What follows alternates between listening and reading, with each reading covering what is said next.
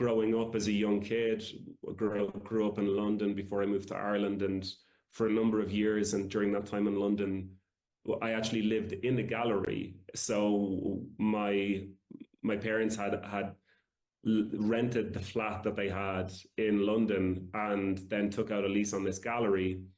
And to manage the expenses of it all, they built drywall and they built rooms within the gallery which were never there. It was just a big open space, and they built like a little apartment and a home at the back.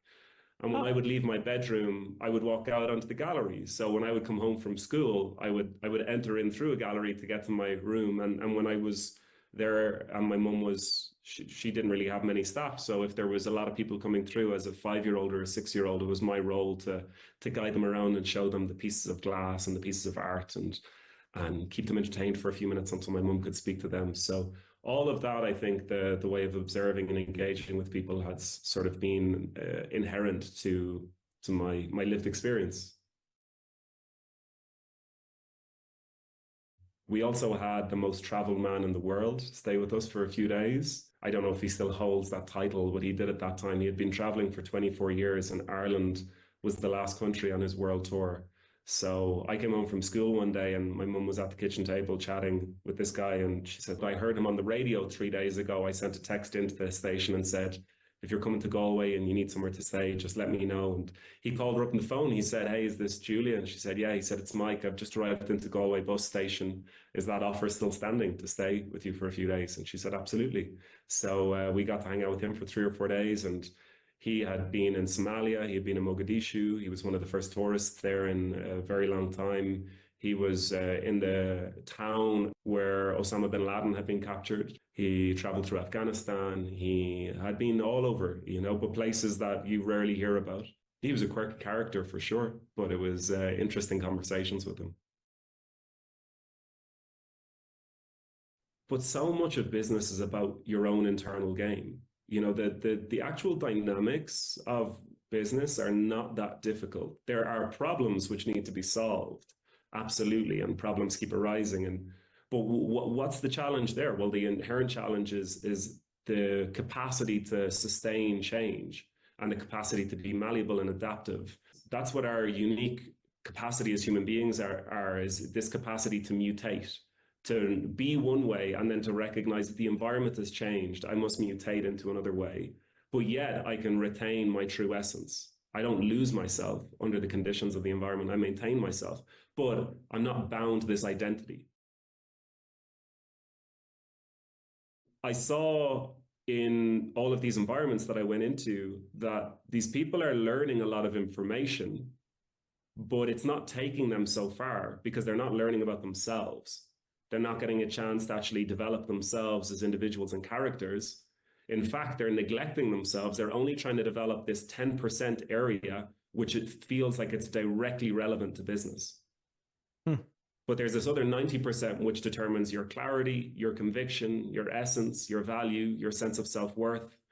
And if you're clear on all of that, you can achieve a whole lot more, and you can feel content, and you can feel like your whole life is in alignment. It doesn't feel like it's so fragmented. These people that I'm meeting, they're very driven. They're not lacking motivation, yet companies are spending, thousands, tens of thousands every conference for a motivational speaker. The people don't need motivation. They've plenty drive. What they lack is a pragmatic sense of how to organize themselves. They're missing internal structure. It's pretty chaotic in there. So the first place that I approached was focus, because I thought the people needed help with focus, which they did. Okay, I can teach you how to focus, and I can make you very good at doing the tasks efficiently. But there's a deeper problem there. There's a much deeper problem, and it's your capacity to regulate yourself. It's your capacity to actually regulate and relate to yourself. And for a lot of people that I meet, they've shut that off. And that's actually more of the foundational layer that causes a lot of the problems. Leadership problems, strategic problems. There's a company I got called in to work with last November. They had 26 primary initiatives. I mean, it sort of is quite ironic to have 26 primary initiatives. There's not the word primary and 26. And initiative and 26. Yeah, it's not all aligning. But where is that coming from? That's not coming from the fact that these people aren't intelligent enough. It's actually coming from more of a place that their whole emotional state is so scattered and so fragmented because they don't feel safe and secure in their work. They're unsure about this industry. It's going through such rapid change, like many are. So a lot of the problems that are appearing across the company as a totality and the individuals within it, much more about an internal thing that's happening. And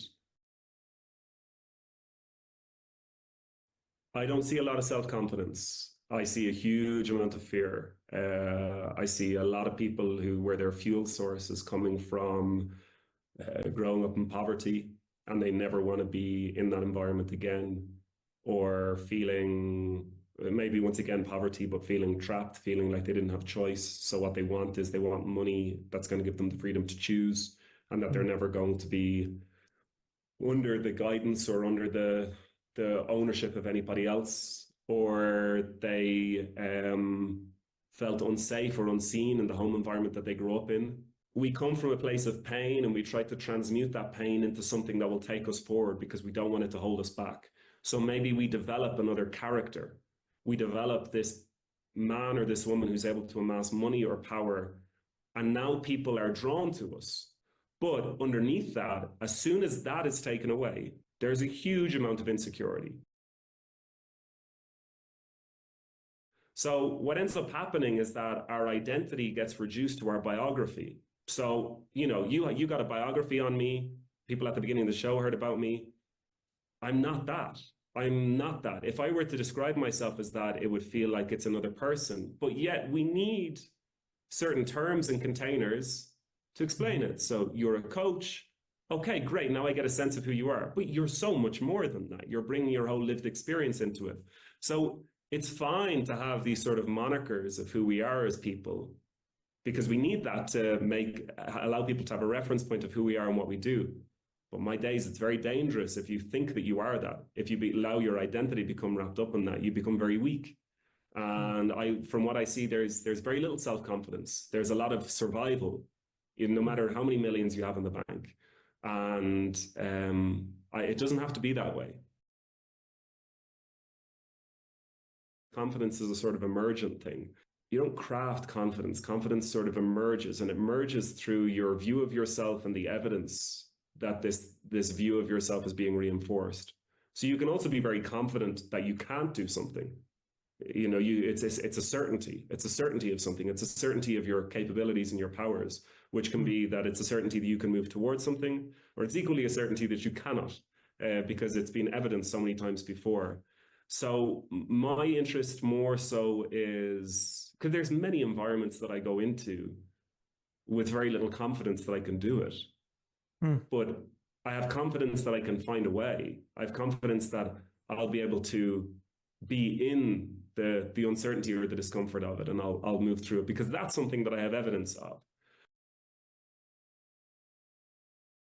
There's a category of stages that the Stanford professor observed in different culture and communities.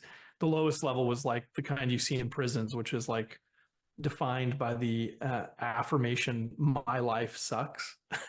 That was the way they had to write it and put it. They didn't see the way out. And then the second tier, it becomes a little bit less "my life sucks," and they can see others have it great. It's "my life sucks," but other people have it great. There's someone near them that's succeeding, probably a manager or a leader. And then level 3 is "I'm great, but you're not." And this is prolific in the corporate world, lawyers, doctors, where they're proving something for themselves. And in order to be the greatest, they can't have competition in their office. And then level 4 is "we're great."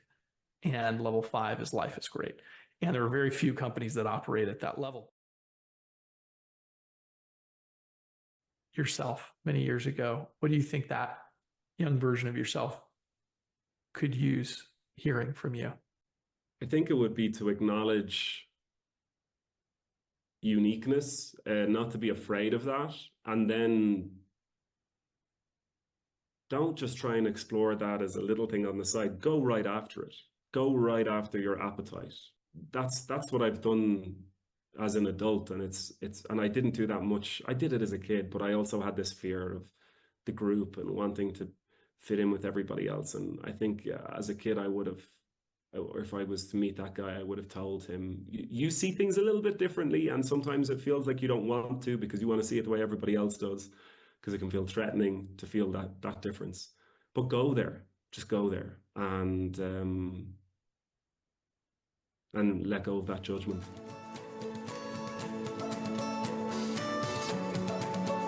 If you enjoy this podcast, please make sure to subscribe. And to stay updated on everything that the Action Catalyst is up to, make sure to follow us on Facebook and Instagram at Action Catalyst Podcast, and on Twitter at Catalyst_Action. And thanks for listening.